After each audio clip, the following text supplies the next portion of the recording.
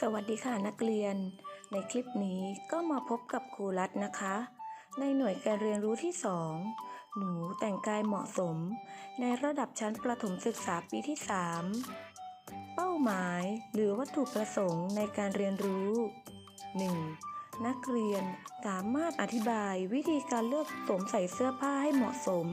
กับโอกาสสถานที่และสภาพอากาศได้ 2. นักเรียนสามารถสวมใส่เสื้อผ้าตามขั้นตอนได้เหมาะสมกับโอกาสสถานที่และสภาพอากาศได้ดังนั้นการเลือกสวมใส่เสื้อผ้าเราควรพิจารณาโอกาสที่ไปสถานที่ไปและสภาพอากาศว่าเป็นอย่างไรเพื่อที่จะได้เลือกสวมเสื้อผ้าได้อย่างเหมาะสม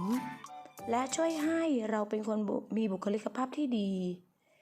ก่อนที่เราจะไปเข้าสู่บทเรียนกันนั้นคุณครูก็มีบทเพลงน่ารักมาให้ฟังเกี่ยวกับการแต่งกายให้เหมาะสมถ้าพร้อมแล้วไปฟังกันเลยค่ะ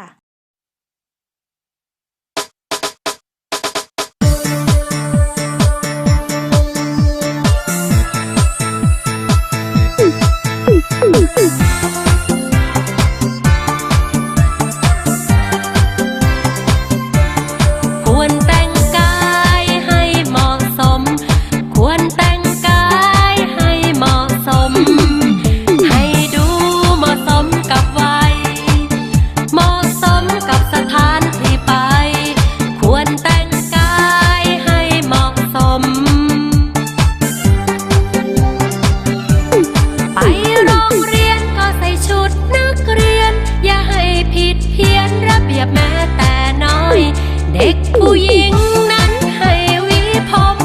หรือมัดผมให้เรียบร้อยเด็กผู้ชายก็ระวังกันหน่อย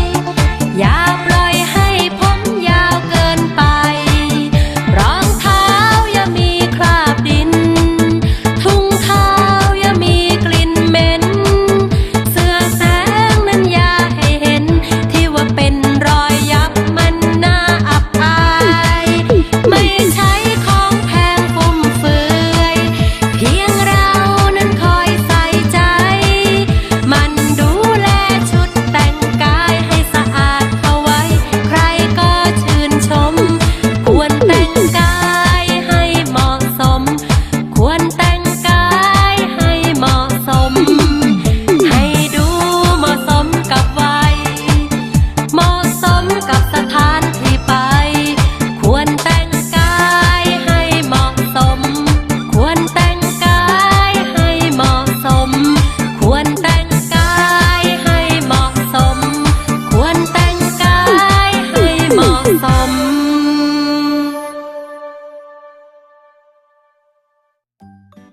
ก็จบไปแล้วนะคะสำหรับเพลงการแต่งกายให้เหมาะสมเป็นเพลงแนวน่ารักสนุกนักเรียนสามารถนำไปฝึกร้องกันได้ค่ะทีนี้เราจะมาเข้าสู่บทเรียนกันนะคะคุณครูอยากทราบว่านักเรียนควรเลือกเสื้อผ้าโดยคำนึงถึงสิ่งใดบ้างเสื้อผ้าและเครื่องแต่งกายของนักเรียนมีอะไรบ้างเสื้อผ้าและเครื่องแต่งกายมีไว้สำหรับใช้สวมร่างกายเพื่อปกคลุมร่างกายจากสภาพอากาศและช่วยเสริมบุคลิกภาพแก่ผู้สวมใส่ตัวอย่างเสื้อผ้าและเครื่องแต่งกายเช่นเสื้อยืดเสื้อคลุมเสื้อกล้ามกระโปรงชุดกางเกงชุดชั้นในรองเท้านอกจากนี้ยังมีเสื้อกันหนาวชุดว่ายน้ำและเข็มขัดเพิ่มเติมอีกด้วยการเลือกสวมใส่เสื้อผ้านักเรียนมีวิธีเลือกสวมใส่เสื้อผ้าให้เหมาะสมอย่างไรคะเราสวมใส่เสื้อผ้าเพื่อป้องกันร่างกายจากสภาพอากาศและเพื่อให้มีความปลอดภัยความคล่องตัวความสุภาพซึ่งการสวมใส่เสื้อผ้าจะสะท้อนถึงวัฒนธรรมรวมถึงรสนิยมเฉพาะตัวบุคคลด้วยหลักการเลือกสวมใส่เสื้อผ้า 1. ให้พิจารณาว่าเราจะไปสถานที่ใด ไปในโอกาสใด และมีสภาพอากาศเป็นอย่างไร 2. เลือกเสื้อผ้าที่เหมาะสมกับสถานที่ที่จะไป หรือกิจกรรมที่จะทำโดยไม่ควรเลือกเสื้อผ้าที่คับแน่นเกินไป เพราะจะทำให้สวมใส่ไม่สบายตัว 3. เตรียมความพร้อมของเสื้อผ้าก่อนสวมใส่ เช่น ซัก รีด เสื้อผ้าให้เรียบร้อย 4. ดูแลรักษาเสื้อผ้าหลังใช้งานเสร็จ การเลือกเสื้อผ้าให้เหมาะสมกับโอกาสและสถานที่ เสื้อผ้าสำหรับอยู่บ้าน ควรเลือกชุดที่สวมใส่สบาย เคลื่อนไหวคล่องตัว เนื้อผ้ามีความยืดหยุ่น ทำความสะอาดง่าย เสื้อผ้าสำหรับใส่ไปเที่ยว ควรเป็นเสื้อผ้าที่สวมใส่สบาย มีความคล่องตัว ระบายอากาศได้ดี หรืออาจจะมีอุปกรณ์เพิ่มเติม เช่น สวมหมวกเพื่อกันแดด หรือสวมรองเท้าผ้าใบเพื่อความคล่องตัวในการเดิน เสื้อผ้าสำหรับใส่ไปงานเลี้ยง ควรเป็นเสื้อผ้าที่สวมใส่สบาย มีรูปแบบสวยงาม มีสีสันสดใส รูปแบบเสื้อผ้าเหมาะสมกับวัย ไม่ควรสวมรองเท้าแตะ เพราะเป็นการไม่ให้เกียรติแก่เจ้าของงาน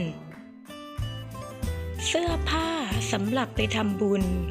ควรเป็นชุดสุภาพ ไม่รัดรูป ไม่สั้นจนเกินไป และสีไม่ฉูดฉาด